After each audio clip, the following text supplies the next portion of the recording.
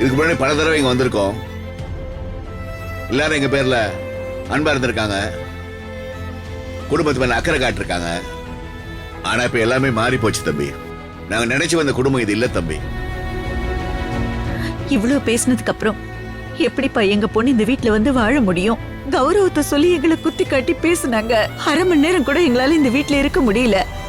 ஆயுசு முழுக்க எங்க வீட்டு பொண்ணு எப்படி இந்த குடும்பத்துல வாழ்க்கை நடத்துவா?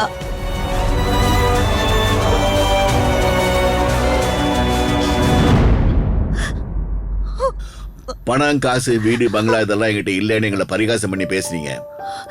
எங்க வயசுல பெரியவங்க, உங்களுக்கு தெரியாது எதுவும் இல்ல.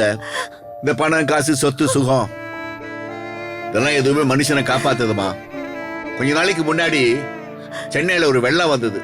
பெரிய பெரிய பணக்காரன் கோடீஸ்வரர்லாம் போட்ல போய் மேலேருந்து ஹெலிகாப்டர்ல இருந்து பொட்டலம் போட மாட்டாங்களான்னு ஏங்கிட்டு இருந்தாங்க. அதுதாம்மா வாழ்க்கை. பசிக்கு கிடைக்கிற சோறு இருக்கேம்மா, அதுதாம்மா உண்மையான சொத்து, செல்வம். டேய், நான் போட்ட சோத்தை தின்னுட்டு என்னைக்கே அறிவுரை சொல்றியா? வெளிய போடா.